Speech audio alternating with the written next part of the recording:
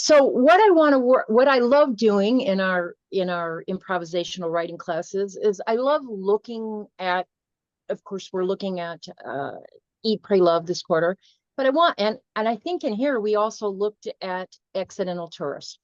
I, for anyone writing memoir, I think Accidental Tourist is a wonderful book to read.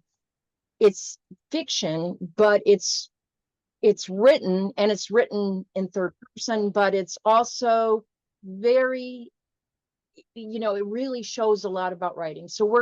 And a lot about building character. That's what I want to get into tonight. I don't know if you've read that recently, but if you've read, oh, I think that's Alice. So if you've read Accidental Tourist, or more likely seen the movie with William Hurt and Gina Davis, what is really exciting about that movie is that it's very much of a character portrait. And what we want to do in memoir is we want to build characters. Now, we're the main character, and then who we interact with is the next character. So we want to, people say, oh, I'm not narcissistic, I don't want to write a memoir. If you write a narcissistic memoir, no one is going to want to read it, because memoir is not about you so much as it is a story that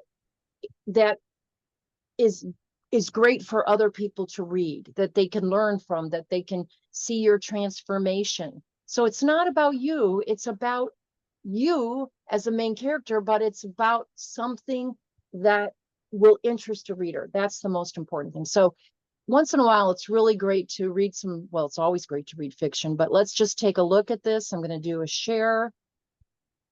Okay, so just to set it up, I may have done it. Hi, Johnny, I think you're here, but I may have set this up last week.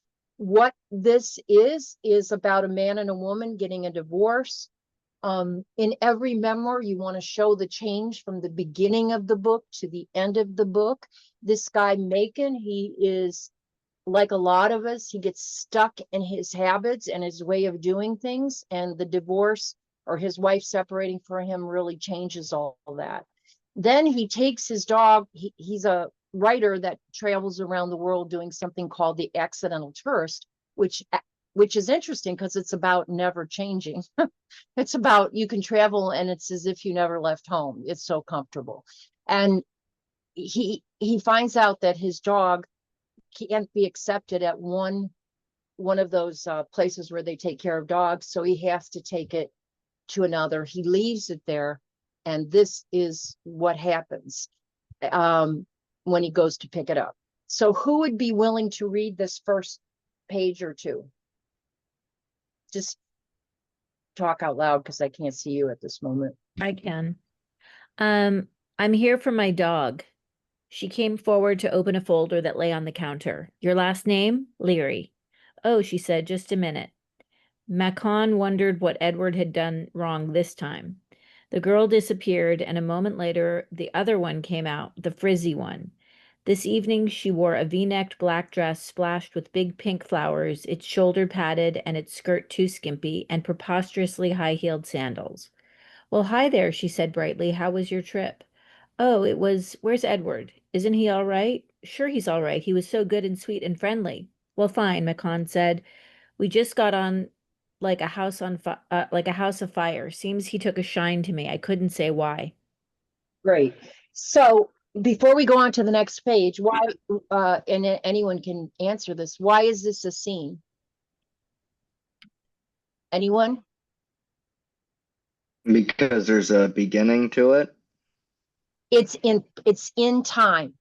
I'm here. It's I used to think it was dialogue that makes up a scene, but a scene doesn't need dialogue. It just needs to be in that present moment.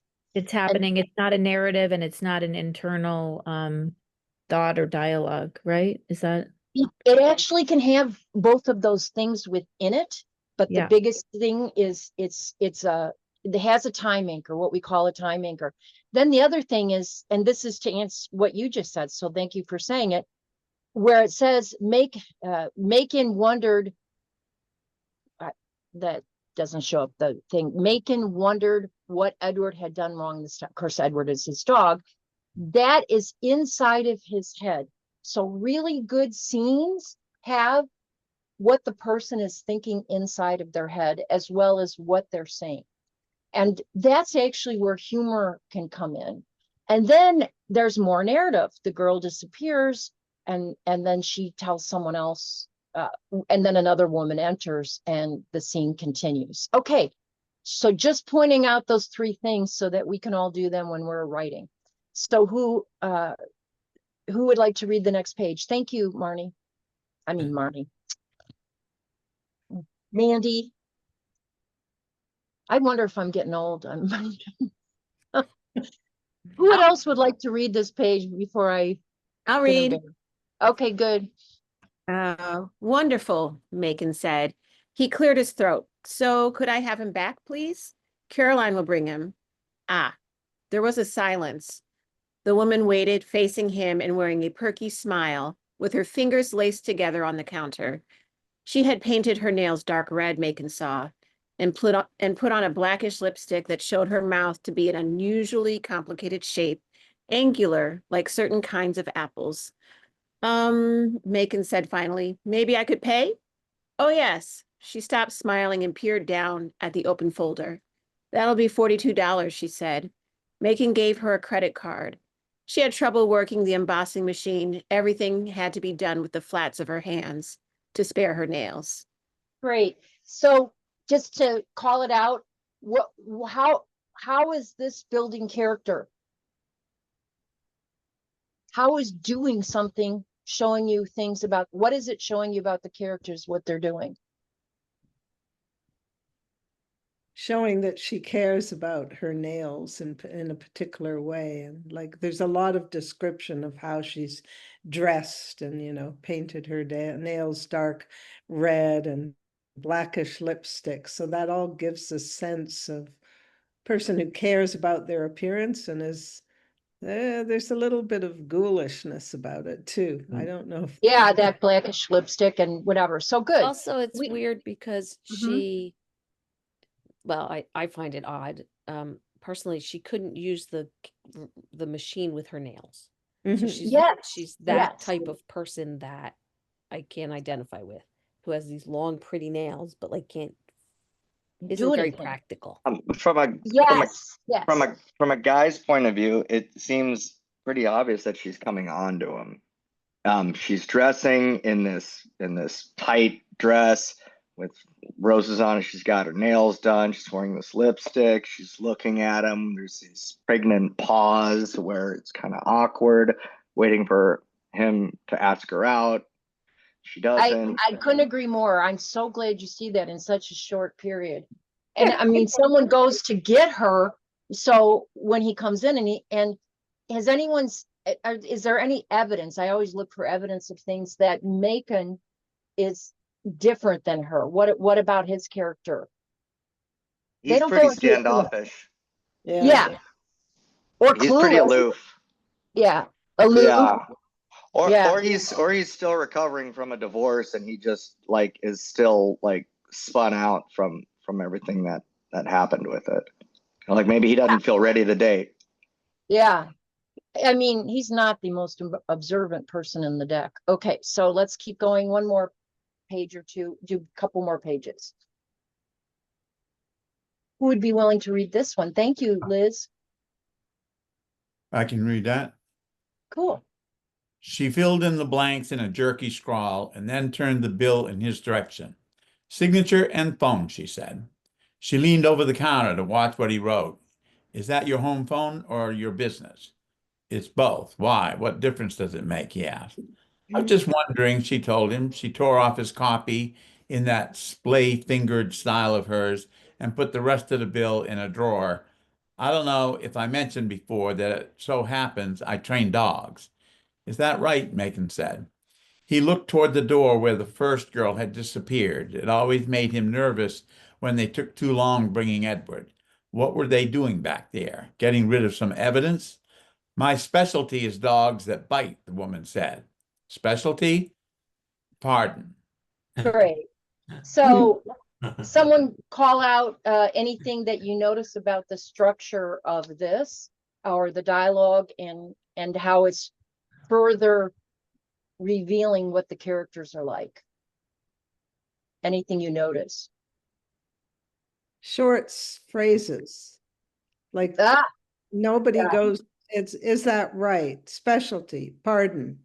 You know, it's all quite clipped. Yes, yes. And you may not know it, but if you read more, you'll see that Macon is a little bit clueless about people.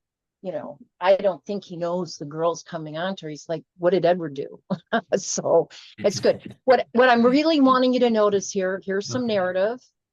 She filled in the blanks. That's narrative. Then the dialogue.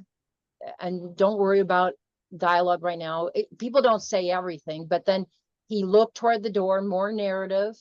And then Yeah. look at this, what were they doing back there? Getting rid of some evidence. Mhm. That's what he's There's- thinking inside his head. And that There's a creates lot tension.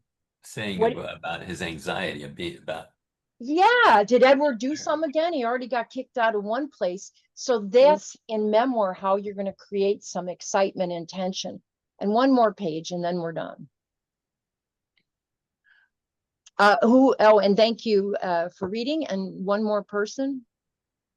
Oh, yeah, Jim, thank you for reading. And who would read next? okay, shall I do it? Go for it, William. Okay. Webster prefers specialty. She gave him a blank look. That must be a dangerous job, Macon said politely. Well, not for me. I'm not scared of a thing in this world. There was a scuffling sound at the door behind her. Edward burst through, followed by a girl with a ponytail. Edward was giving sharp yelps and flinging himself about so joyfully that when Megan bent to pet him, he couldn't really connect.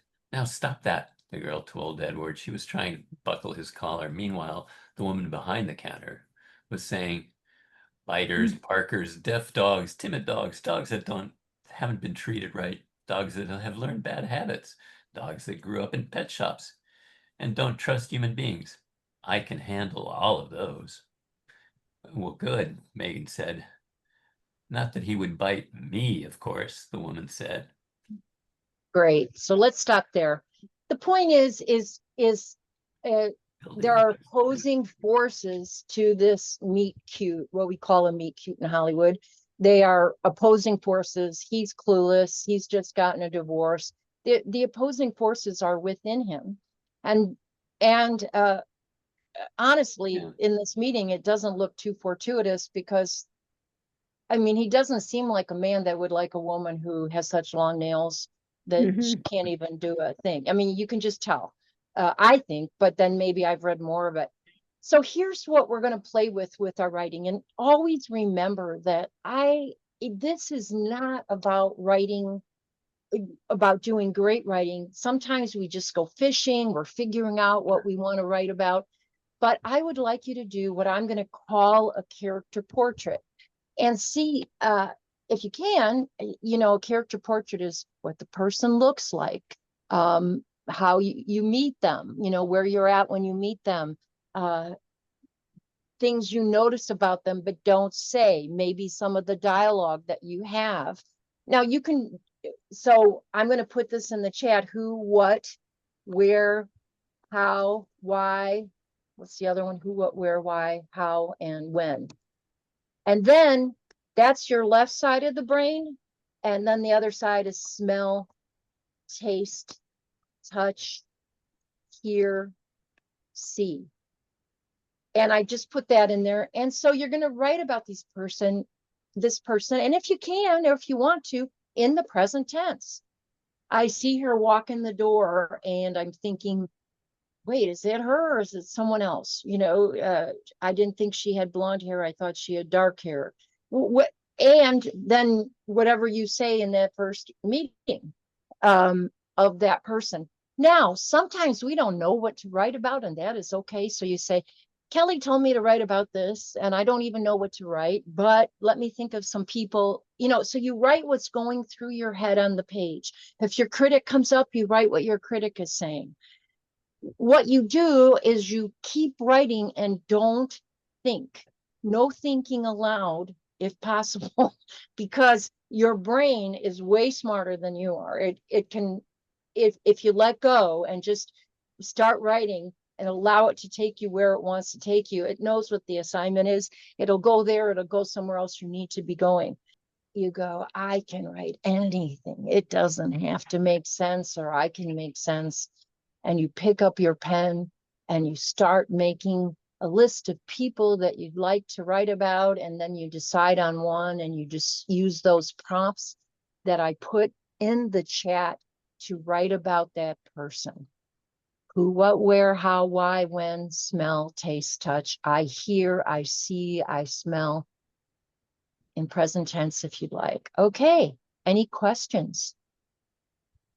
Okay, well, on your mark, get set.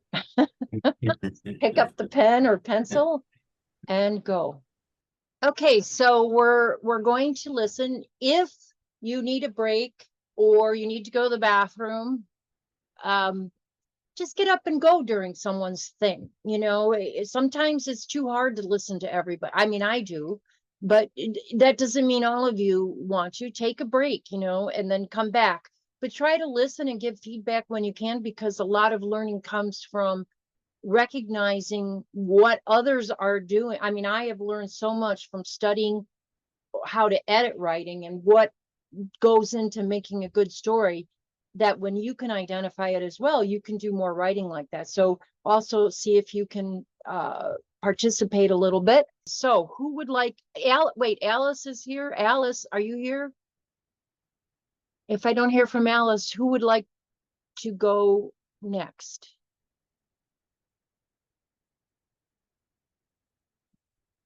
Or after Alice, if she shows up, or just like to read first? I can. Cool. So what is really helpful to other people and to yourself as well is if you hear something they wrote that really grabs you and you think, wow, I'm going to remember that. It's memorable, write it in there. If they do something in their development of the story that really impacts you, write it into the chat. Okay, because, and then all of you might want to read what people have to say about what you've written. And I will tell you, it makes time go a lot faster too. So to the more involved you are in hearing other people's stories. Okay.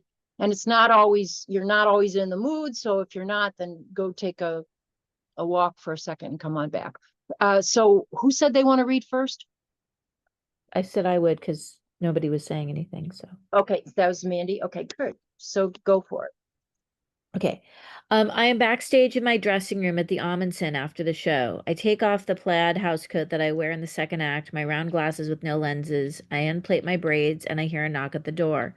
I never know who it will be. My classmates from school, or a co-star, someone from the company, my mother, the stage manager. When I open the door, my parents are there with my friend Zach and his stepmother Alex. She's standing next to my father, and my mother is on the other side of him. That was a wonderful show, Alex exclaims in a high-pitched, slow, and breathy voice. She stands 5'10" and has a brunette blowout, like Farrah Fawcett, and a toothy smile to boot. And there's something rigid about her. She practices yoga like my father. Zach and I have bonded over this and made sure that they meet at that they met at the school gatherings. You're very good. Zach told me that you're going to San Francisco after this. She stands at the threshold of my room. They all do, except for my mother, who's already beside me. What a strange pair, I think, while I look at my dad and Alex. The left tip of my right kidney feels sore. My father rubs his lower back. He's wearing a t-shirt that says, "A good ass is hard to find," and his Mercedes emblem flare jeans. Something is different about him when we are out and he isn't wearing his square, thick-lensed glasses. His eyes are the lightest cornflower blue, and he has a twinkle. People always think that Dad is James Caan. Sometimes when we are at the movies, I glance from the screen to my dad in the audience beside me. They do look alike. "I'm a handsome guy," he would say about himself, and I would roll my eyes. But he is a handsome guy, much as I hate to admit it. I can see that. Have you made the azuki bean tea for your kidneys? Alex asks. We do that daily along with the ginger compresses, my mom says. Zach, who is a few months older than me, he's already 15, rolls his eyes and says, okay, okay, that's enough. Mandy, I knew you'd be great. He smacks me a little too hard. Ow, I say, playing it up. I know he didn't mean to hurt me. It's a form of affection coming from him. My father walks to the side of the room and clasps his hands, triangulates his elbows, and pikes up into a headstand. Tuck your tailbone a 1/4 inch and hug your muscle in toward the bone, Alex directs. Even though she's a producer and produced the movie Norma Ray, Alex is an Ashtanga yoga practitioner, much like my father. They are becoming yoga buddies. I start gathering some bouquets that are near my telegrams. It's Sunday afternoon and we are dark on Mondays. That means I have the day off and I get to go to my real school all day tomorrow. I know it was a little outside of what the assignment was, but it's just what happened. Yeah, there's no, Sorry. never an outside. And Okay. anyway, every time someone says that, I'm like, oh, that's totally the assignment. You know, it was to have a, you know, if you could, really show us some people or show us one. And I felt like I got to know your dad better. Anyone else want to say what was memorable about the father, maybe surprised you a little bit? I was surprised he does the yoga. Like, because I'm like picturing, you say he had Mercedes emblem blue jeans. Like that plus yoga doesn't connect in my head. So that's interesting. What else?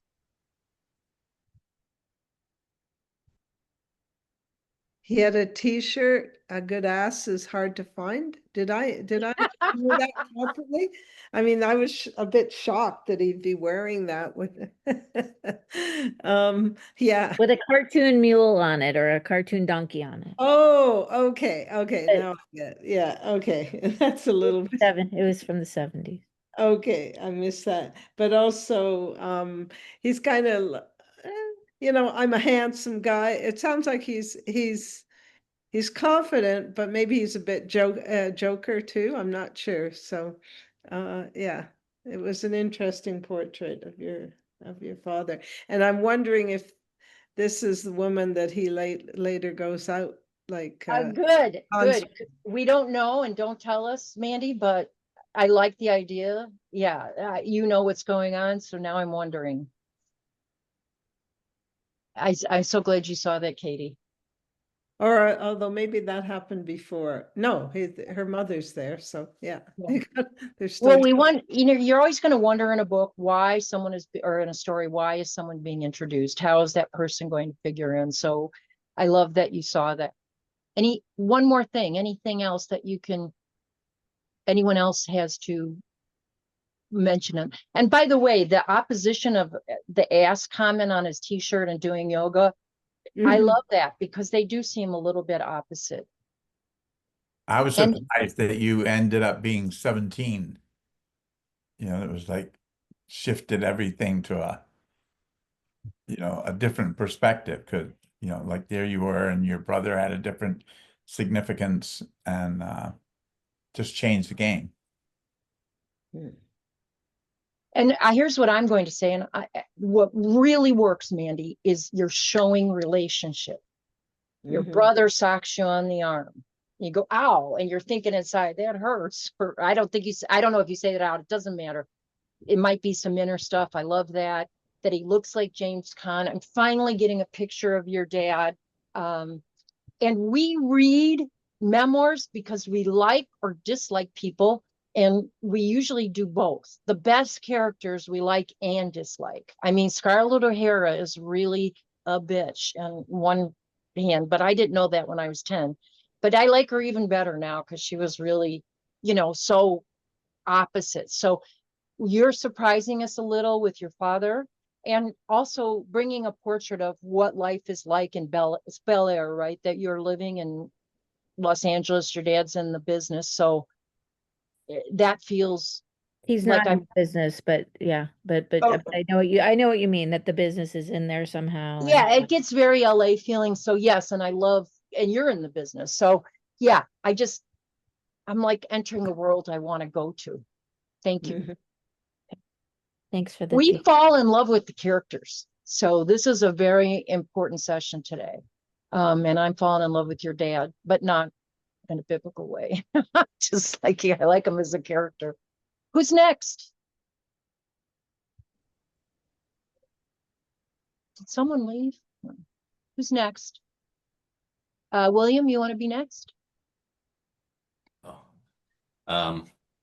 Wait a minute. Cut off there.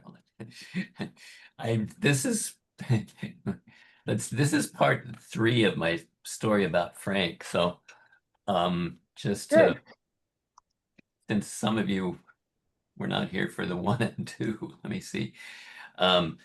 Just to say that Frank had sort of schizophrenic tendencies and was sort of off the deep end in some ways. No, if I just read the last sentence from Yeah, do that so the that we have last a one, little it'll make more sense, I think. Yeah.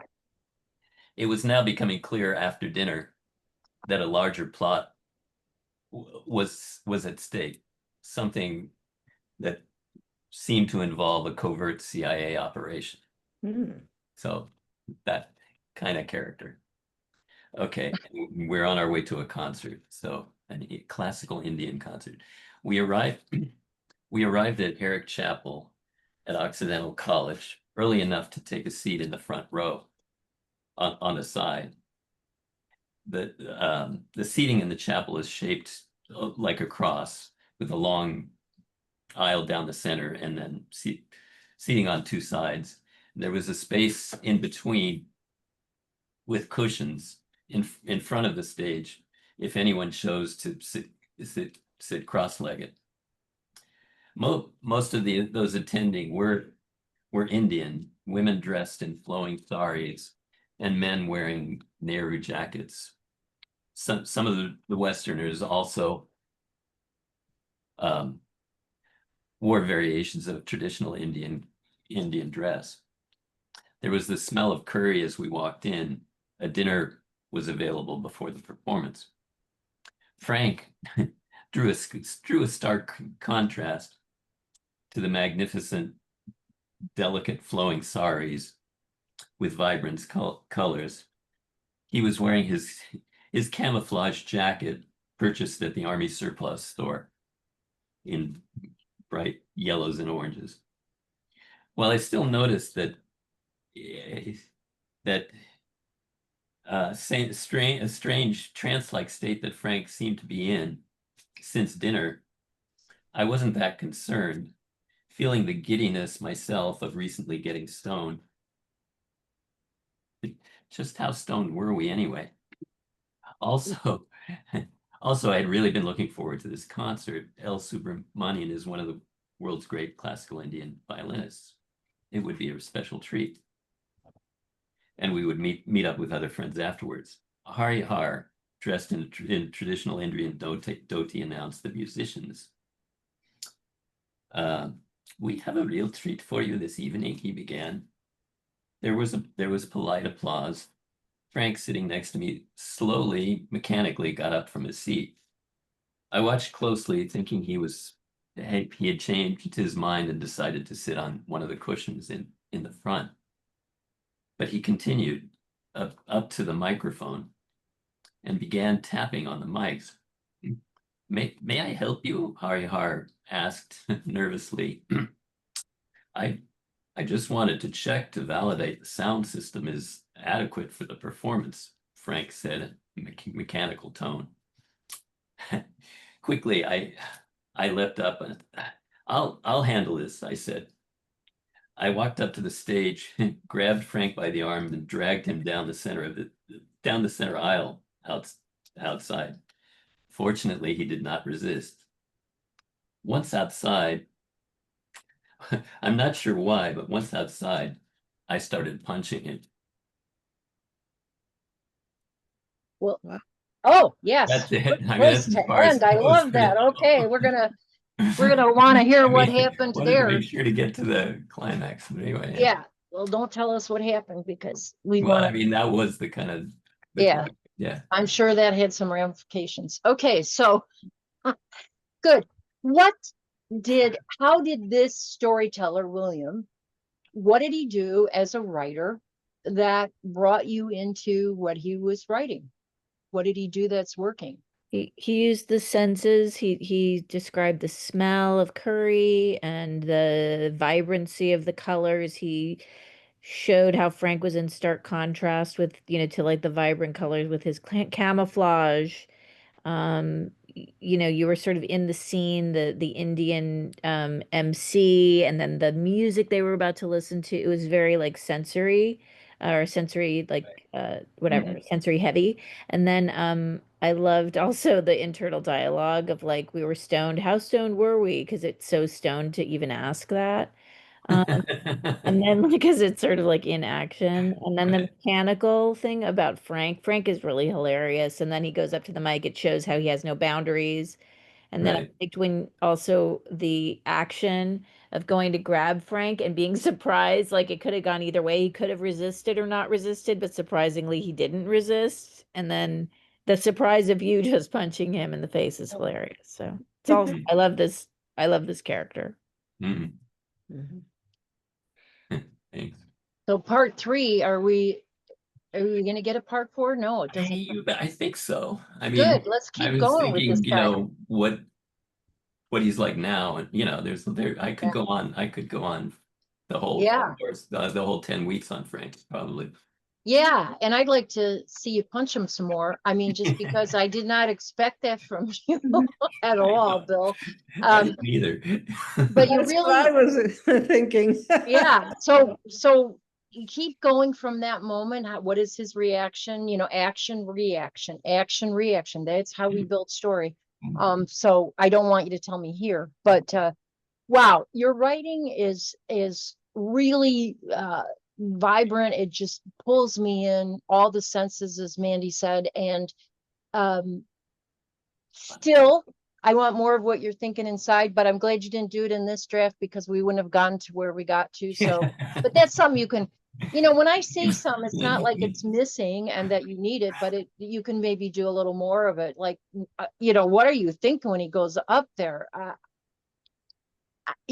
Yeah. that's something when you do a final draft, you can kind of go through. So yes, this is really working, William. Thanks. Good. Who's next? Who wants to read next? Okay, Russ, good. You have to unmute though. This is just a little more elaboration of what I wrote about last week. Great. You want to just say a sentence about last week's, what it was? Sure. My wife was supposed to pick me up All right. at a certain time because I had a concert to perform in, and she was late, and it was very tense, and that's the You're in backstory. college. Okay, so It what? Oh You're yeah, in yeah, a long time ago in college. Yeah, that's a good thing to say. Not Kelly. not It Kelly. wasn't me. We thought maybe it might be. I'm very seldom This late. was 45 years ago or somewhere in that general vicinity. So I got into the car and closed the door without slamming it. Not an easy task. I don't think I've ever been this livid. I stared straight ahead as if any glance towards my wife would end in a painful shock to my forehead. I thought about this person, this girl, this woman who was driving, as well as driving me crazy. We were high school sweethearts, went steady, had our first sexual encounter. In other words, we grew up together. Now I want to find a torture for her worthy of her crime. I kept looking straight out, not revealing my true anger. I remember when we first met, we were both freshmen in high school and at a pep rally. Our eyes met. She was the poster child of the early 1970s, straight blonde hair, tall, thin, and slim. She had a great smile and way about her. Yes, it was an immediate crush. We would call each other later in the relationship and never want to get off the phone. You hang up, no, you first, and on and on and on. What happened to this person? How did we get to this point? We pulled into our driveway, and I finally took a quick glance. Both of her hands were on the steering wheel, and her hair was the same as it was when we met. There was something different about her, though. She stared ahead, her brow clenched with anger or something, I wasn't sure. The happy girl I met in high school was hiding or had left. She turned the wheel over and the car slowly slid into our parking space. She reached to the ignition with her long hands and painted nails and turned the car off. Somehow that looked sexy. Good. Very good. Yes. Yes. What is Russ doing as a writer that's working? Wow. I love that the intro of the character is a flashback. It's like he's toggling between what it used to be and what it is now, and you kind of see like the long-term relationship and what's changed and what's also still working, I guess, with his internal dialogue, and it's the flashback. Yes, absolutely. That is how to insert a flashback. You don't have to start your story at the beginning. We always, when we're writing memoir, we find the story we want to focus on, and then we put in flashbacks, we put in narrative, we put in scenes. So that's kind of what I was showing earlier. So great for seeing that, Mandy. Someone else. Well, there's the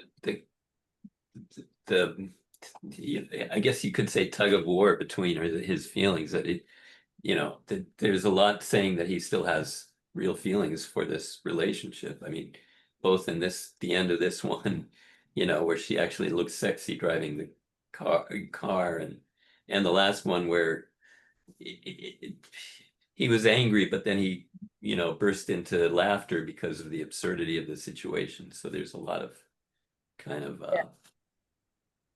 I don't know if he burst into laughter, but he definitely, what I you think did here. I think he said No, that. Anyway, he should I maybe go laughed. to I a laughed. shower or something, You probably were taking my laughter But for. he might have been talking about Oh, the extension, because this went on later in the apartment.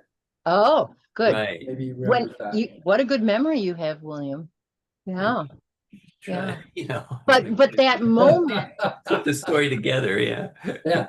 Yeah. that moment, and we'll talk about this in upcoming weeks.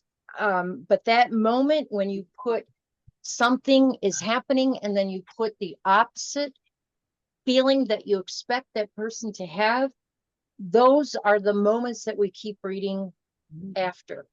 A guy did a study on this, and he said that what he found is in the opening of, I don't know, 1,000 books or something, that the best books were those that started with something where you had two opposite things happening. It was the best of times, it was the worst of times, which is Dickens, Tale of Two Cities. But there's a lot of contemporary examples of that.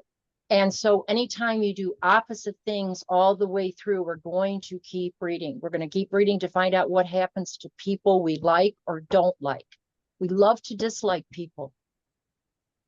That happened What for me. Yeah, Jim? Just with Williams. It was the Occident and the Orient, and that was, the Indian clothes and the curry and and some very Western aggressive. Camouflage. Yeah. Yeah. But that was capturing me. Cool. Thank you. I'm glad you chimed in. And Katie, you had something to say too? And then we'll move on. What was interesting was also the controlled emotions. Because you said you're more livid than you ever have been, but you don't actually seem to yell or do anything like that, whereas I would. Especially no, if I'm late, I mean, I remember something where my husband, who's also was a performer, was really late for something that was important for a performance. And there's so much emotion there because it's your professional, you being a professional, and that's at stake, you know, if you arrive late yourself. So that containment of emotion, and then the back and forth with what was and what is. And, I'm just wondering what's going to happen. What's going to happen? It really kind of brought me in. And Thank you, also, Katie. there was a bit of, I like the torture worthy of the crime, because being late is not such a crime, but in certain circumstances, it certainly feels that way. Yeah. Here's what happened. He divorced her, and 50 years later, he married me. So it took him a while. He was traumatized for 50 years. Yeah, traumatized. Okay, so who's next? We're going to keep the pace moving because of time, and we have an exciting class of people here. Group numbers, a number of people. I can go. Yeah, go for it, Johnny. I don't want to write about Rafter. He's my nephew, but he's having a hard time. He doesn't go to school more than 3 hours a week. He's as thin as a rail. He sleeps the day away. His mother left his father and doesn't want to give him custody, but also doesn't want to send her boy to school, or even homeschool him. We have to hide the knives in the house because his youngest 12-year-old sister is suicidal. As a newly divorced father, his dad continues to cook pancakes and pasta for him because they're the only thing he'll eat unless there's no whipped cream. Then he won't touch them. As a 15-year-old, when Rafter smiles, it gives me hope that he will pull through this teenage angst, that he will learn to be grateful for parents that love him and friends that play with him instead of pushing away everybody around him while holding up in a dark room with only the bright flashes of video games on the screen. A list of chores lies abandoned on the kitchen counter. It's 2 p.m. and he hasn't gotten out of bed yet. I washed the dishes the day before because I wanted to give him a hand. I bring it to his attention. He doesn't pull his head away from the laptop. Your dad left a reminder to walk the dog, do the dishes, and clean the dog poo. I'm sure he'd appreciate it if they were done before he gets home from work. 3 p.m. hits. I go to tell him goodbye before I leave his house in the mountains to head back to my apartment on the beach. His frail body lies prone in the fetal position, asleep, with the cat curled up with him. The high notes of antidepressants must have hit. I have to remind myself how much I avoided doing my chores at his age. It was a different time then. No Wi-Fi, no cell phones, no COVID. The only time we missed school is when there was a blizzard. I feel the elements didn't give us a choice to be lazy. I wished at times Mom would leave Dad when he got too heavy-handed. Now I get to witness what the heartbreaking result of that would be in the fractured spirits of my brother's defeated family. Yes. Okay, so that went deep, John. What did he do as a writer? What does the writing do that pulls you in? For me, the description of the nephew being really skinny and it just, I want to know now why this author is writing about this nephew. Good. So you want more. What else? It's kind of the push and pull between empathy and sorrow to see this young man going through what he is, and at the same time somewhat the irritation and the other feelings is just, can he get it together, like, this kind of like feeling of frustration with somebody who's not doing what they need to do, which they don't do at that age, even if there's not a divorce on the thing. So yeah, you can really feel that tension between those feelings. And yeah, there's kind of like the way the young man is described as quite moving, the frailness. Yeah, and Mandy wrote some great stuff in the chat. I would say the heart of the story is when he's all cuddled up with the cat. Of course, Yeah. he hasn't done his chores or anything, John. And I think as a writer, what you did that worked, last week you did some setting up of the scene. You also have a lot of inner dialogue going on, things that you don't say, that you can't say. You cannot say these things. You won't understand. And also, and I don't know if it was because of last week or whatever, you have to hide the knives. That gives it a sense of danger, that there's a lot at stake. This creates tension. Mm. And you don't have your own children. So, you know, I think there's a lot more to write about. And Liz said, I love that you started off saying you didn't want to write about him because that's what you were feeling. And I will say that I saw this in a writing class earlier today, that I literally think that grief, which this contains some grief, is laid down on the page, and it's a way of shedding some of that grief. Mm-hmm. So I'm really glad you wrote about him. Thanks.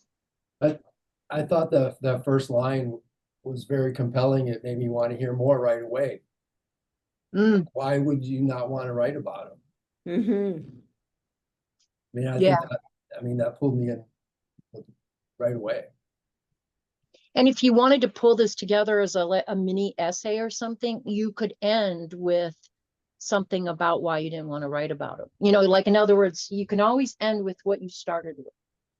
Mm. And tie it in, and then you'll tie it up a little bit in a bow. And it doesn't have to be a nice, pleasant bow, because there is not a nice bow right now. Mm-hmm. Plus, nice bows are sometimes boring. Right. Now I've written about him, and what are you feeling? So we're going to keep going. Good, Johnny, and I'm glad you wrote about him. Who's next? Liz, do you want to go before you? Yeah, I'll go. Oh, cool. Hold on. First time here. Let me switch glasses so I can actually see. Hold up. Let's see. My uncle Jonathan died in downtown Los Angeles, only 3 blocks from my job. Did you ever see him while you were getting lunch or walking to the Rite Aid or something? My mother asks. I don't generally look at homeless people too closely, I tell her. And besides, she taught me how to avoid him. She hated him. Uncle Jonathan, the youngest of all her siblings and the only boy, the child born when my grandma Johnny B was 43 years old. She named him after herself, you see, because her light and bright sun was her pride and joy, not dark brown or burnt sienna like my mom and all her sisters, but what we would call high yellow, just like Johnny B. He was fat and smug, always in a suit when he'd show up at her house for Sunday dinner, wearing what looked like old Ironside glasses. And he smelled like old unwashed body crevices mixed with blue magic hair grease. He had a short afro that wasn't in style and sideburns, like he was stuck in the 70s. He'd tell you about how he was going to get a job at the Chicago Tribune or the Sun-Times or the Reader or the New York Times or the Village Voice. And then his brow would start to sweat. He'd get up and shuffle into the kitchen to get some ice out of the icebox. And then you'd see him, tall as the refrigerator, talking to it. He loved talking to the freezer. Jonathan is the smartest of all my children. That's what Johnny B would say every day. He wasn't always like this, she would say. Meanwhile, Jonathan is over there talking with the freezer door open, talking to the ice trays. I told you, motherfuckers, to stop following me. One Easter Sunday, he's screaming into the freezer. I'm at the kids' table in the kitchen, just a few feet away from where he's cussing out the ice cube tray. And Johnny B calls from the adult table in the dining room, Jonathan, now you calm down now. Are you off your meds, baby? I'm watching her baby hurl the bag of frozen chitlins to the floor and stomp on it. Mhm. What are you looking at? My grandma snarls at my cousin Selena as she comes into the kitchen. Selena is 11 days older than me, and she's sitting across from me at the kids' table with the twistiest of twisty faces on. Don't make me have to slap that look off of you, my grandma tells her. Her mom, my Aunt Sharon, yells from the dining room, from the adult table, go ahead and slap her if you need to, Mama. Meanwhile, Jonathan is now finished throwing everything onto the kitchen floor. Wow. And I know. And he's now run down the hall to my grandma's bathroom, where she has the bars of Tone and Can-May soap stacked on a shelf very neatly and organized. But now the door is shut and I can hear things crashing and being thrown. Yeah, he's off his meds, my grandma says. And then she leans over to me and kisses me on the forehead. How's my white sugar doing today? Like I said, my mother hates Jonathan. So a week later, we're at home, 6 blocks from Johnny B's house.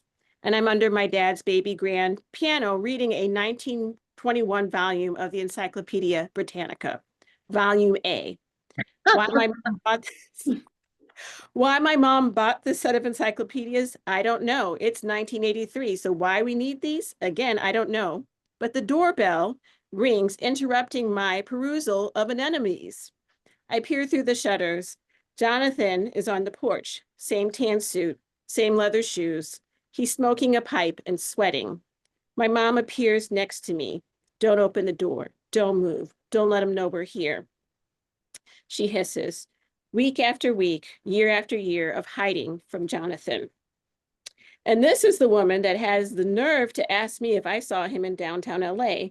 No one had seen him for a decade at that point. Johnny B died. He didn't know. No one knew how he even got to LA. But her phone number is the only personal thing on his body, a number tucked into his wallet with no Yeah. name. Oh, yeah. Mm. Yeah. That's a Okay. Really beautiful. story. Yeah. So what can you reflect back to Liz so she can hear what's working about this story? I just hear the complexity, Yeah. and some of it's very intense. You know, the guy's, talking to the freezer. It makes no sense at all, and slowly it makes so almost like Yeah. painful sense. And Mhm. Yes. I love Yes. how you showed so many of the relation. You actually painted a lot of pictures of different people by how they responded to him as well. Like, Yeah, that's true. yeah, I got a lot of the characters just based on how they were revolving around him in whatever way. Yes. Yes. What did she do as a writer that worked structurally? Great use of flashbacks. Yes. Yes. And yes. And what about characters and relationships? You said, well, I mean, the fact that he was the youngest and only boy in your mother's family kind of said a lot about how, he, and then like the skin tone, how your grandmother found him to be her favorite. I think that really kind of set the scene. Like there's probably a bit, why your mom hated him so much. And then I just think that there's like it was said earlier, there's so much complexity to this because there may have been a lot. I mean, I don't know your family at all, but from what I'm understanding from the story, I can pull away from it that there was probably a bit of fear and jealousy, like jealousy that this kid happens to be mom's favorite because he's a boy, because his skin is light, and and jealousy that he thinks he's smart but he smells, and then this fear that he is mentally like unstable and big, and that's scary. Yeah. I could see why she wouldn't want him around. And I think, yeah, and I think you could actually write more about this and even more about the characters because you had very short time to write all this, but what's working is you start in one place and then you end up in the same place. And you had the nerve to ask me to go see where he was. And the heart of the story, of course, is when we find his phone number, their phone number when he dies. That made me feel sad. And then, and our job as artists is to make, you know, if you're a musician or whatever you are, you want to make people feel something, and that's what you're doing. Also, I like that your culture is coming out in here. When I grew up back in the 70s, I mean, they kept blacks and whites apart a lot, so that you're doing chitlins is like me talking about my mom doing pierogies, you know. I mean, what the hell is that? So you're getting in some of that, the old Ironside glasses, the and you're funny, the unwashed glasses and the crevices and the motherfucker not to follow me. And so I love this juxtaposition of sadness and scariness. You know, I think this is, you know, family that's worth reading more about because I'm interested. No, thank you. I mean, it's always interesting to me that like he's the schizophrenic one, but like everybody's fucking crazy. They're all crazy. I know. Exactly. And it's just like, okay. It's And I too bad like he that you never- didn't say he was. You just showed it. And, you know, I mean, yeah, I could see just even extending out on this, Yeah. playing with it a little bit, writing about each person that you talked about in here, if you want to write about your childhood. Or how old are you in this piece? I was like 12, almost Great. maybe 11, almost 12. Yeah. Yeah. And we're probably living in very different sides of Chicago. So, you know, reach out to me. And I always thought my childhood sounded really boring. I mean, barbecues in the backyard and blah, blah, blah. And then I realized, well, it's just what it was. And it's interesting because it was what it was. You know, I'm so used to it that I think it's boring. But it's not if I get into what you did, which is the heart of it and the funniness of it, you know, of how we look at those things. So thank you. Oh, thank Yeah. you. Yeah. Too bad he didn't have a chance to meet Frank. They would have had they would have related, I guess. But it's true. All the people Crack around me up, that William. create part of the craziness. Yeah. Yeah. And Thank you. actually, if you drew out more, even in subsequent things, it was just amazing what you did. Somebody, the crazy one amongst crazies, that's a really interesting theme or thing to show. It's true. Let's face it. I mean, it's like what's going on in the world right now. You know, the world is, when it's boring, when nothing's happening, we want stories to solve the problems. We want problems in stories and we want them solved. They give us a map for how to be in our own lives. So, and for me, I always liked different cultures too. Even when I was 5, you know, I always wanted to have different, I wanted to learn about the world and different people were. I've always been, you know, I didn't just wear that as a cloak recently. I just have always, I don't know what happened. I was born that way. So, yeah. John or Jim, do you want to read? Sure. I was going to say, I felt like I anchored myself very rigorously in what we read before, but here's what I got out of it. She's Oh, not informing me and mostly not letting me see that my dog is okay. Not my type, but consuming time, space, and most importantly, my attention by imposing her shallow self-centeredness between what is most important, that is my dog. This is and can go nowhere, but I am stuck in a bad moment. Finally, my dog arrives, but they still haven't informed me he's okay. How is my dog? How is my dog? And I'm out of here. My dog is happy. That is good. Off we go, hopefully to never see her again. I wouldn't let her train my dog if she were the last person on earth. Don't trust, shouldn't trust, won't trust. She reminds me of Jenna, and that's not good.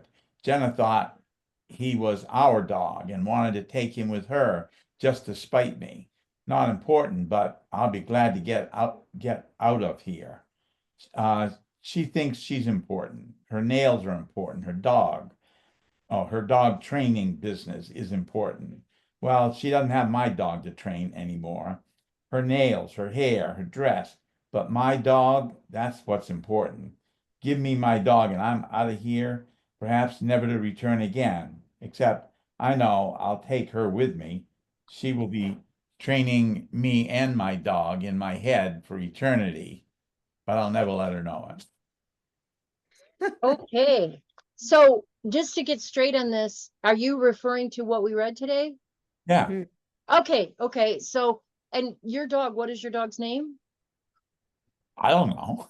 Oh, Oh, you're doing philosophy in on the us, Jim. character. Okay, so this is a philosophical approach to seed writing where he's talking about if I had a dog, I would, right? I would never let her go with Well, yeah, this we read girl. that thing, and this was like impressions Yeah. evolving out of, Yeah, He's going into the character that is in the accidental and tourist. Yeah. yeah, that's And what I wanted to clarify. and seeing a kind of really going within and seeing his emotions and how he feels and everything. So I thought that was very interesting that way. Yeah, yeah. Is What that did you- true, Jim? Did I misjudge you there? No, it's absolutely true. But I felt stuck in the shape of what we read, like Mm. I had to get something out of that. And but then that's what emerged. Cool. Did you stop and think for a while? Well, just like, no, Or I did think, you write the whole okay, time? here's the task. And then I wrote most all the time. It wasn't exactly Cool. thought. Good. Then you're working with improv writing. Yeah, and it leaves me with a lot of questions. I want to know. Have you had dog? Have you ever had a dog? Do you have a cat? Do you does it work into the memoir that you're working on? What does your wife look like? I mean, like now it leaves me with a lot of questions. I want you to continue, and I want to hear more about you and your family and stuff like that. And so keep going. Let this flow into to your own, what does your wife look like now? What did she look like when you met her? What did have you ever had an animal? No, when I was a kid, we had dogs, and dogs were important to me, like, White Fang and all these, literary dogs. But Literary. See right there, literary dogs. That's the name of a new piece. You Mhm. see, you just followed the technique, and it's going to take you other places if you keep writing. Yes, you had a dog when you were young. Even what you just said is interesting. And then you got to literary dogs, and that is the creative part of this. Literary dogs, no, but that is, didn't anybody ever read like White Fang or Jack London and it doesn't matter. Wild? It doesn't, well, yes, it matters, but what doesn't matter is it's you being creative. That's what I'm getting to. You came up with literary dogs. No one else in the room did. And yes, that could be a really fun piece, from a from someone who doesn't like dogs. So yeah, I'm glad you used the time to write it. And it's fun how writing something that doesn't really inspire you can also take you to literary dogs. I just want you to know how good that is. And also, he really got into the character. Yes, Yeah, yes, the character kept feeling. emerging until there Yeah. was. He didn't Yep. like the girl with the nails, Right. and I thought it was brilliant that way. Yeah. We really felt the anger and the piss, like just please let me have my Yeah. dog. And absolutely. And you could have compared it to your wife. My wife has never had long nails, so I'm just saying, keep going right. with The your thing there is she was making me wait, which is if you that's me. right. Identify, yeah. See how funny you are. This is like when we do our privates, you say so much off of the page too. So you're going in a great direction. And honestly, no one has ever said literary dogs to me. And I just have to hold on to that for a second. So yes. And thank you, Katie. That really is true. Well, actually, just to say something which might be of interest to people, I worked for a long time with a mentor who is a storyteller who urged us to go into the fairy tales, into a character at a specific moment and feel what that character felt, think what that character thought, and describe it from the outside. So it's a way of getting into a character, which is, and also into even some of our own personal likes, dislikes, and psyche. So I was actually, I kind of, when you were doing that, it gave me a nice memory of doing that kind of writing, which is quite fun. Thank you for saying that, Katie. And it's so true. So true. It's 1989, Saturday night at Choices, the biggest nightclub outside of San Francisco. $3 million sound and lighting system, shaking the floor, DJs spinning, lights everywhere, strobes, reds, blues, purples bouncing off the mirrored ball. The Bay Area's version of Studio 54. The air is thick with Gina Tay, cigarette smoke, sweat, Jovan Musk for men, and Saturday night electricity. I'm 19, working security. She's 26, Paige, a hot older woman at 26 in a black fitted cocktail dress. Dark hair, flashing blue under the lights, fair skin glowing, blue eyes that see through everything. She's at the bar laughing with JC, waiting to pick up her order, moving like rhythm in heels that defy gravity. Then she slips out of one, rolls her neck, stretches her shoulders. I step closer. You okay? She smiles, says her shoulders tight. I reach up, rub circles into her shoulders and muscle. Gentle, curious, honest. She sighs deep, eyes closing for a beat, and says, I'm a licensed massage therapist in Washington. You've got one hell of a touch. If you ever get certified, it might be a great career for you. And in my best Beavis and Butthead impersonation, I say, what's a touch? She says, great pressure, good energy, and intuition in your hands. JC calls out, orders ready. Breaks the spell. She's gone, weaving into the lights while I'm standing there imagining it. Me doing massage. And just as I thought that thought starts, JC snaps at me and grinning, holding up a shot glass. Do this shot with me, Junior. And that was 1989. The night Paige handed me a dream and JC handed me tequila.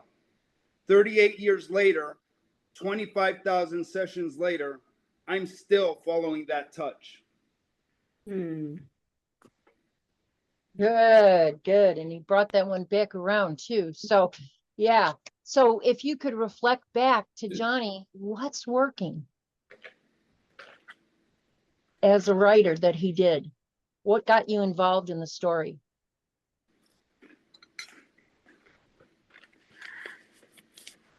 I felt it was a really opening. These were very real, intense memories, but highly charged memories. And it was a real environment. So I was there with the lights flashing and and the girl in the black dress, and it was all just very inviting. It was very present instantly, like, here's my world, step in.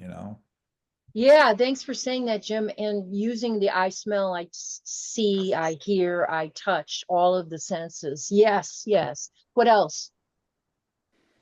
Yeah, I like the Gina Tay and the Jovan Musk. And then when you said you're 19, I was like, well, hold up. And you're the security? Like, how's that working? How's that happening? But I like when you said like her heels that defy gravity. Like, cause I could see those kind of shoes from that era, like very clearly. And just sort of like the kind of stuff that you do when you're that age, when you're trying to like impress somebody else that seems very sophisticated, you know, so. Yeah. Thank you. Yeah, I'm gonna say as a piece, this really works. You surprised me a little. I think somehow you're gonna get it on with her, but you don't. And it's such a wonderful line in the end when you say, she hands me a dream and or you're handed a dream and a shot, and to this day you're still doing that. I thought that really worked. And this is definitely a flashback in the memoir that you're writing. I think because it shows a lot about you and how you were at that point in time.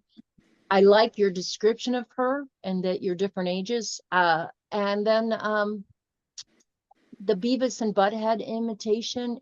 We don't have to know who Beavis and Butthead are to know that you're going to have a retarded response in a sense, you know, what you consider that.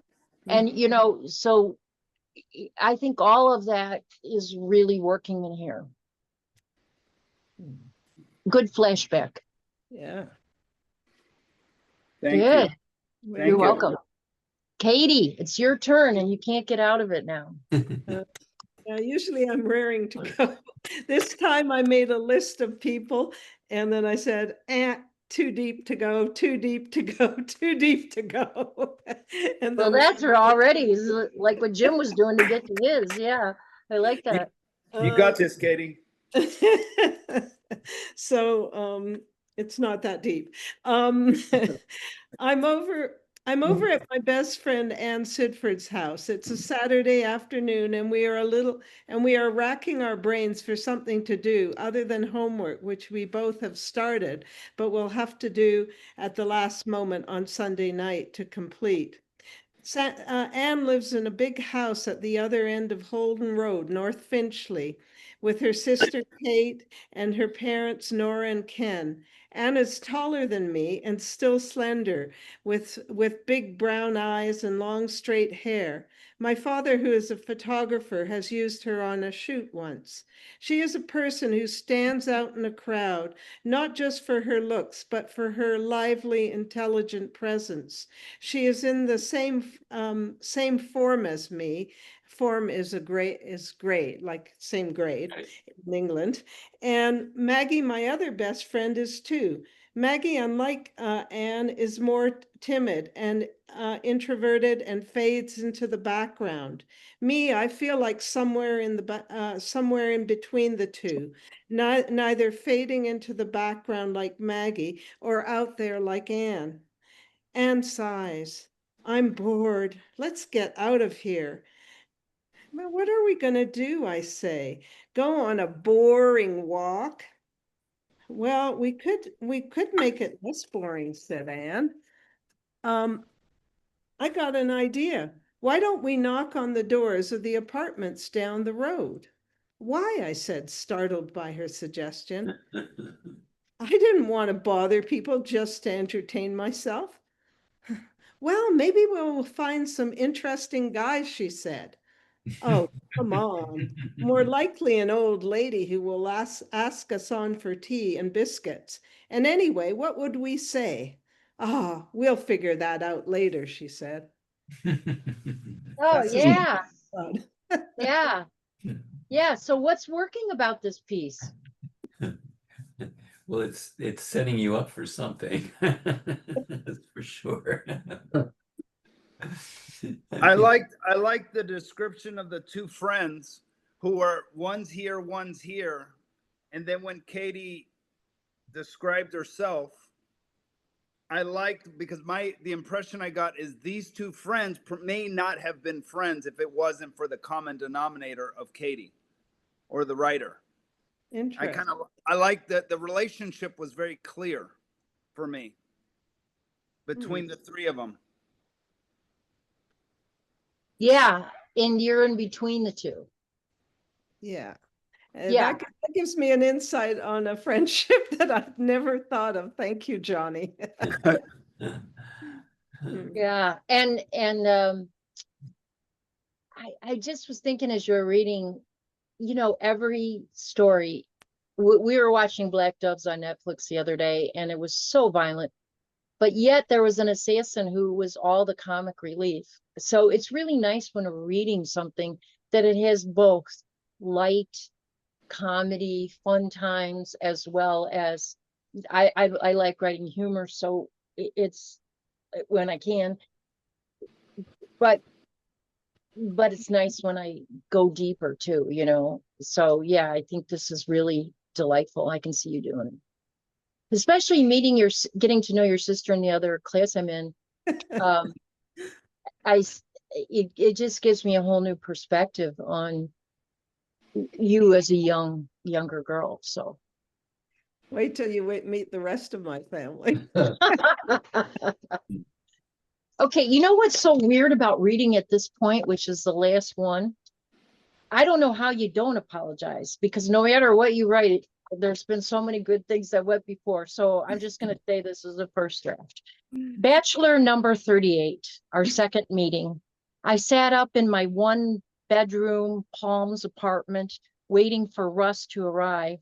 Every once in a while, I looked out the window, tried to watch some television. We were going out to dinner, then a movie. I liked him. He was only the third person of 38 with whom I'd agreed to go on a second date. Not that most of the men ever called or asked me out on a second date. Many, I told them, were not a match, or they told me something similar, or I treated them like a buddy, wearing my interviewing hat. Genuinely, I'm interested in people's stories, and that's why I've loved both of my careers. But interviewing the AP reporter about his experiences, laughing when he told me most of the reporters don't like Tom Cruise because he has control issues, or finding out that another man is into bondage and discovering that he can use the same kind of equipment my mother uses on the farm to train the horses. Doesn't mean we have enough in common to consider sleeping together. And that's as far as I got with that. I never got to Russ. That's a problem. Yeah, you did. They don't give us enough time to get there. I know. I mean, that's why I come on Tuesday. You can read, but you may not have time to read. You can write though. Okay, I like so I like the vulnerability in it, oh, because I think there isn't anybody immune to the whole dating game. And nobody, maybe just a few, but and we all go through the same bullshit when it comes to dating, and we have to get through it. And I like your vulnerability in your piece. You know, thank you. I feel the happy ending coming. He's in the room. He's my happy ending. Yes. Anything else about the piece of work? I'm trying to write some of the middle parts. I like the beginning. What were you going to say, Liz? Oh, I was gonna say I was like almost like guffawed when you said bachelor number 38, because I was like, oh snap, you're counting. And then that he's only the third to get the second date, but then it's like, oh wait, but they didn't want to go on a second date with you. Like that was also like we all like tell ourselves, no, I'm not choosing them. You know, like I like that a lot. And just that interviewing, wearing my interviewing hat. Like I was like, oh yeah, I think we've all done that. 100%. So I really like those. Oh, thanks for letting me know.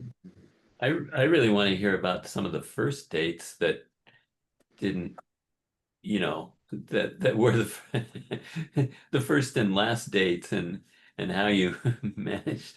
I mean, yeah, we've all been dating, but not a lot of people people, at least nobody that I know, goes on 38 consecutive dates or over a period of time. So Months. it'd be interesting to know, like, did you categorize them in your head? Like, there was Yeah, this should have. God, where were you, Bill? there's this category, then there's this category, and what, I mean, I'd be just some of the situations that told you that, this is not gonna work, or some of the ones you thought, gee, he's really great, and then they never called you back. Yeah. But that's I think you're right. And Liz said Excel sheet them. So I wish I'd done that. Now I can hardly remember them. That's my problem. Yeah. But that's the honesty and vulnerability that I'm talking about. I mean, the numbers is helpful to really get to know the author, but it also, it's very honest, because most people that I know would not admit that. But Mm. actually, Kelly, I there's I have a little story that I think relates here, because we I guess about a month ago, we were at a wedding, and similar to your situation, the woman was 66 and getting married for the first time, and so it was very romantic. And she actually, as part of her the introduction to the stuff, she said, well, I actually made a spreadsheet. She knew Liz. So Liz was there to coach her. And she said, and the man I'm marrying actually had, checked off like 3 or 4 of the things that were on her spreadsheet. So Oh, it's yeah. That sweet. reminds It me of was a something I sweet want to read story. about. Thank you for saying that. No, she wanted somebody who was from a foreign country. She wanted somebody who was into meditation. And anyway, and he's a chef, Yeah. so everything worked. Yeah. And I mean, this was later in your life that you went, I assume you had met other dates earlier in your life, Oh my God. Yeah. Oh, I'm a um, dating queen. right. So is your memoir maybe even just is it taking place in this time when you're on these Yeah, dates? I made a decision because it's been That a would hard make one. sense. Yeah, it's going to start when I decided to date Good for a one, Katie. Pardon? I said that was a good observation. Yeah, I just have to, for purposes of getting this done, make decisions. And any of you are writing memoir know this is the hardest thing, is to pick that period Exactly. of time. So I'm really going to pick from within a year or two of that, start, doing my first profile, to us really dating. And there's a lot of back and forth, like I've dated so many times and it hasn't worked out when I really wanted it to, or when, whatever. So I think I want to get the tension in a little bit of that too, Mhm. And what's so powerful about your story is because it's later in life you found your real love. Yeah. And that doesn't always happen. A lot of people kind of split up and this and that. And it kind of, there's a lot of people who would be interested in the story, and some who may have already had relationships or got married, and but others who never did, and kind of still have maybe that hope that they'll find somebody at their particular time of life. So it's very it's moving in that sense. And I think I did know a woman who was doing 30 dates in a row or something like that, but I think she gave up. She got fed up. So She didn't meet Russ, but she can't have him anyway. So I'm embarrassing him on purpose. He hates it. but it's He yeah. loves it. Don't let him kid you. So thank you all. What have you learned about writing today? Either from writing your own, listening to other people read, from listening to the different styles of people, and to doing the reading from Accidental Tourist. I'm going to set up 38 dates. Besides that. Oh God, That's got to be a lot of work. The patience.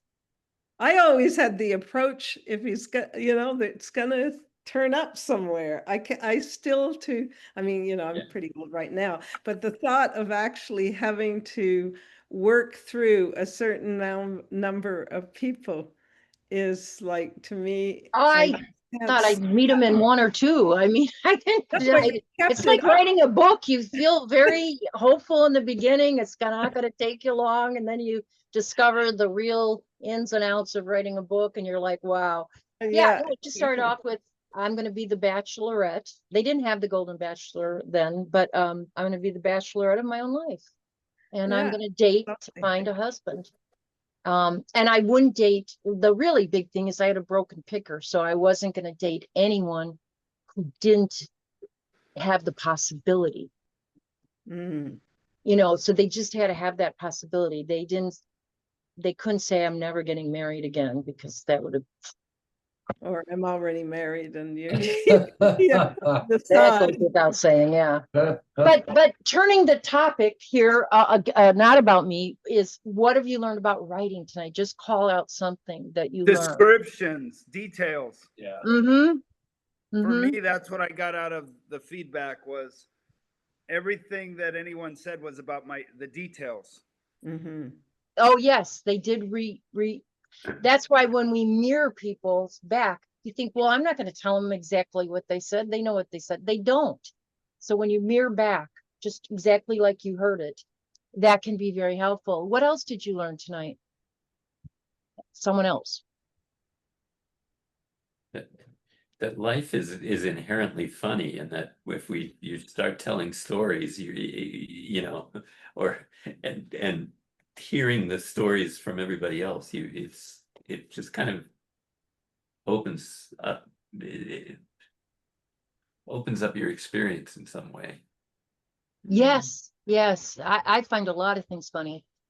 And people, Angela's Ashes, which I'm going to be studying next week, a lot of people said they cried through. I'm like, oh, there's a lot of funny things in there, because I related to it as a child. I mean, I have some distance from being a kid. So yeah, thanks for bringing in that point. What else did you learn about writing? Anything else? Liz, Feed Jim, Katie? yourself stories, because I always get so much hearing everybody's stories. Yes, yes. I may not comment often, but that's because in my head I'm thinking how it's opening up hazelnuts in my brain of my own story.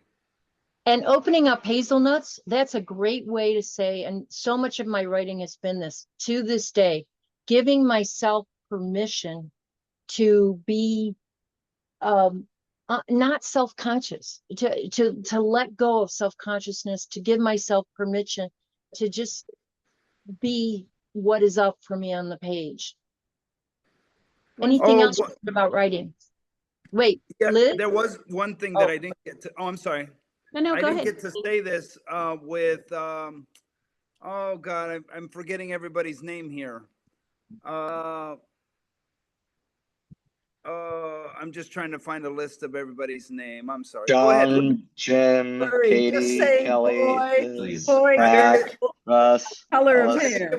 I think it was Jim that we felt his excitement. There's nothing better than reading or watching something and realize somebody wrote this and feel that whoever wrote this was having a good damn time writing it. Mm. I love feeling that. And I feel Yeah. like Yeah. Jim did that. That's why Jim got into the characters. He was really submerging himself in his own writing. Yes. And that was relieving and felt good. And that's Liz. kind of what I hope. Yeah. You make people feel. Yes, Liz. Yeah, no, I really liked what you said about like the starting with the opposite things happening, and then also just, you know, giving people a chance to breathe, like through with the humor. I think sometimes I know sometimes I feel like I make things things that are very traumatic are also insanely hilarious to me. Like it's just, I don't know, but then I'm like, maybe this is just a coping mechanism or whatever. But like it is really kind of funny to me, and I just I don't know, it just made me think about like how I hate horror movies where it's like constant tension and then you start getting a headache, like the ones that make you laugh a little bit, like those actually, then when the scary part comes, you feel it more. And then the other thing I just was like, I don't know, I had so many moments where I was like, I tend to write really fast and I just kept feeling like, oh, I'm doing this wrong. Like this Mm. isn't about Jonathan. And I'm like, I'm doing this fucking thing wrong. And then I was like, no, I'm just gonna keep going because I actually hadn't thought about him in a while. And it just like sort of came to mind and I don't know. You know, But I love that you said, what hits me here is I'm telling myself I'm doing it wrong. And you're writing fast and you're still got room in your head to do that. And how many of you have done that? Just like I know because you'll say it before we read. So the inner game of writing is as big as the outer game. And I think that's what you touched on. And your characters need more room because I think there might be something in there for it depends what you're interested in. But it seems like your upbringing in Chicago is interesting. It has some good characters in it. So yeah. And in a sense, your humor, even though it might be a distancing from things in a sense, and it might be a defense thing, it's sometimes the things, but it's also your strength. So there's kind of like the double-edged thing with, you know, defenses or others. I mean, it is good to laugh about those things as tragic as they are because it helps relieve things. And so I would say don't be afraid of that part of you. Yeah. Yeah, I Well, just I will say that that's where interiority comes in. And Mhm. that isn't often in a second draft. We don't know what we're thinking, but you can easily slow down something in a second draft. And that's why I like these classes because it's like making diamonds. You only have so much time. You have to write what you can get written in there. And it's a skeleton to hang other things on. So I think that's really good feedback for you. As someone who loves humor, I find if it, and this has not been the case with you, you have some interiority going on. And I think Katie, what she's saying is good. That's something you can keep doing as you come longer. You're going to feel more trusting of us also. So, Well, yeah. I'll piggyback on Kelly's comment. For me, as long as I've been coming to Kelly for years, and I mean, like even especially tonight, this was such an exercise for me to just do something I didn't want to do. Like, Mm. it was like going to the gym and lifting a mental weight, and just exercising I that. love that. That was me. Remember that, Katie. This last week. But it's yeah. Yeah, that's a great way to say it, isn't it? Because you had resistance and you lifted the mental weight. And what is resistance build in weightlifting is it built a muscle today in you. It is what I'm hearing. Is that the case? Yeah. Yeah. Yeah. And I'm not sure if it's going to be any easier to do it tomorrow or next week, but Yeah. I just know that, it's just, for me, it's a process of continuously, if I do it here, what was it that you said, what you do, how you do one thing is how you do everything. Yep. And so I can parallel this to other parts of my life and kind of just use that same resolve in other places too. It'll be interesting to hear, and I'd love to. You're currently writing about things going on in your life right now. There's nothing Yeah. harder than that. Yeah. There's no distance. There's no time for humor to come in, or you don't know how you feel about it. So There's no processing. It's processing in real time as the pen is hitting the paper. Yeah, and so it'll be interesting to hear from you what you discover from doing that in real time. Yeah. But the great thing is actually recording it at the time when it's fresh, even though, because there's some artist who said, and I think he's a musician who said, I journal every day. And this is actually, no, he was a filmmaker. And I couldn't imagine how the hell do you ever have time for it? And he says, if I don't, I totally forget. And it's one of the biggest sources as an artist you can have is just writing about what is happening, even if you haven't processed it yet. So Especially for certain kinds of personalities, when, like myself, I'm sensitive and I take things hard sometimes. So, whereas maybe other people don't need that. We have to end, it's time, but let me say this. I hope you all are getting the email each week. The next day is sending the recording.